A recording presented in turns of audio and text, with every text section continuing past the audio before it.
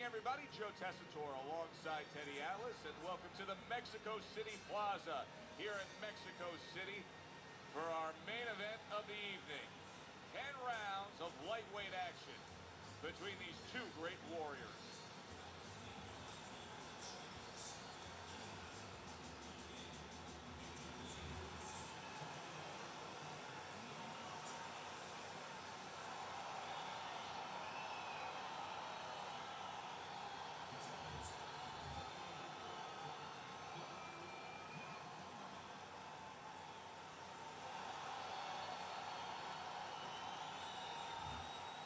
Okay, guys, we went over the rules in the dressing room.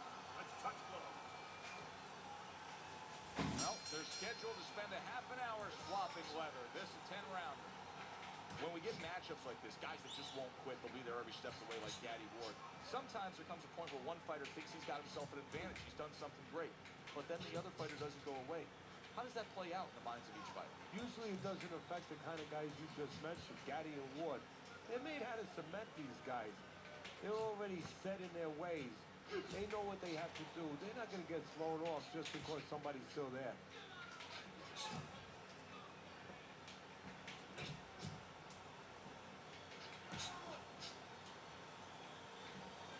And a smart counterpunch by Black Mamba.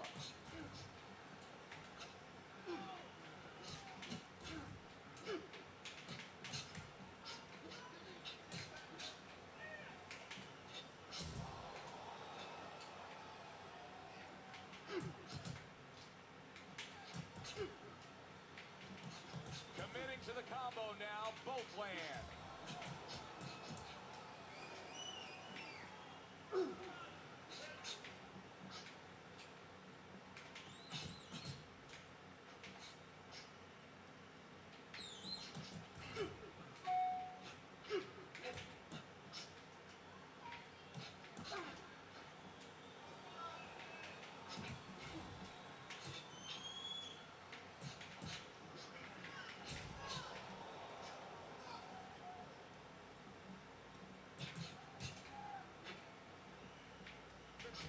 And a well-placed combination by Macho. And there's the left hand working well for him again.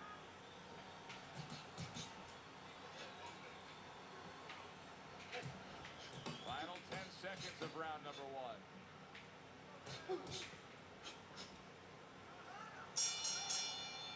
Black Mamba's statistics really shine in that last round. You can see that he was able to land more punches than his opponent. Now, it's not black and white. You land more punches, you win the round. But in this case, I do think he's up on the scorecards based on that round. Yeah, I believe he is too. You know, you're looking at it, and you just feel that he's got control of the pace, the tempo. You know, he's winning the fight, but there's a risk there because he's starting to throw a lot of punches, sometimes a little carelessly. That's going to leave him a little bit open to a counter.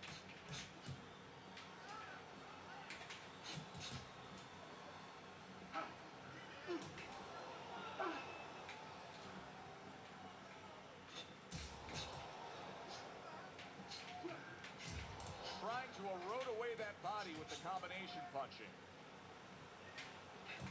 He comes back with the left hand again. We're seeing a lot of work to the body here early on by him.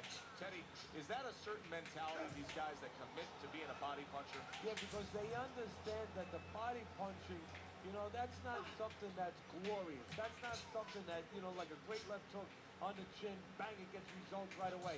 They understand that that's something that pays off later and something you got to start early and stay with. Good looking two-punch combination there. There he goes with the right hand again.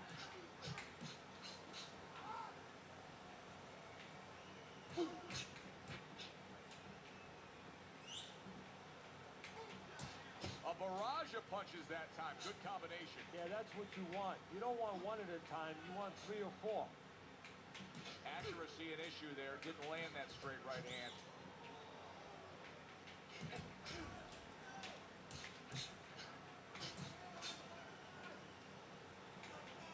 Good looking counter punch.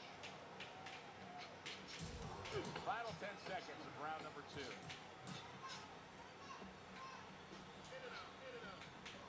boxing is a global sport. I think sometimes in North America we lose touch of that, but boxing is such a global sport, and every little region of the country defines its fighters differently, and the fighters are defined by where they come from.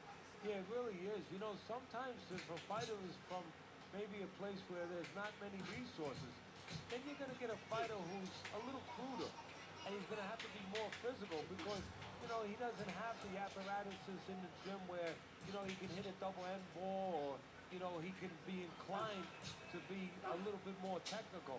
And I think that you're influenced by those kind of things, by the lacking of certain benefits in somebody's background or preparation.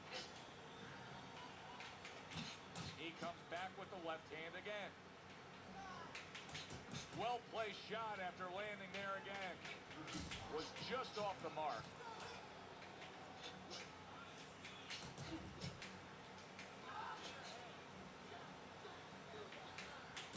A crushing two-punch combo by Macho.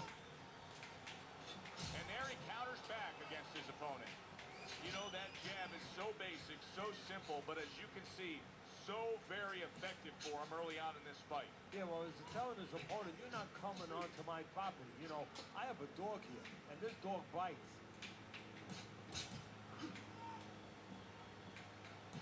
Oh, he just misses with that headshot.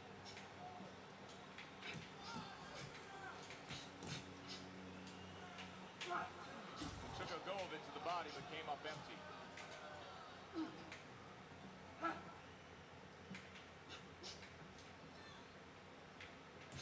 And now another left.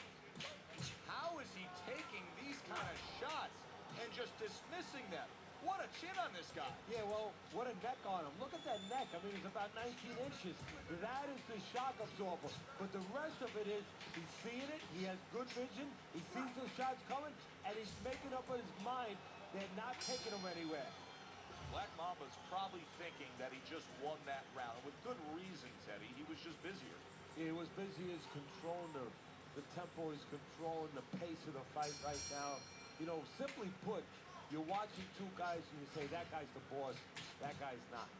Teddy, is this becoming a mental thing with him? I mean, he's not firing off the big power punches. I got to wonder why. You know, that's a good question. Sometimes a guy is making a solid agreement in his mind that maybe if I don't hit him hard, he won't hit me hard back. He's not confident enough now to throw the punches without worrying about what to come back at him.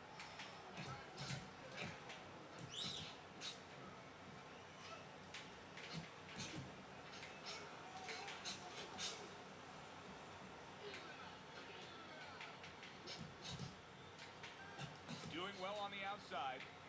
The jab has been able to carry the night for him so far. Why so, Teddy? Well, first of all, he's been able to get it off at the right time. His opponent, that sweet spot, you know, you hear about that in baseball. You want to just hit that ball in the sweet spot. Well, the jab, he's catching his opponent just as he's starting to get into his range before he can get off. Well-placed, well-timed combo up top. This is why we love the sport, Teddy. I mean, this is just back and forth action nonstop. Well, Joe, what special effects have happened in history, you remember where you are.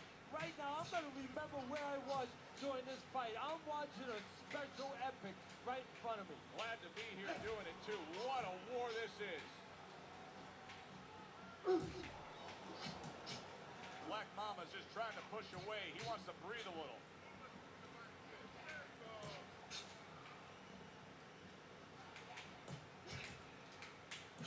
That right hand is becoming a crutch. He can just lean on it now.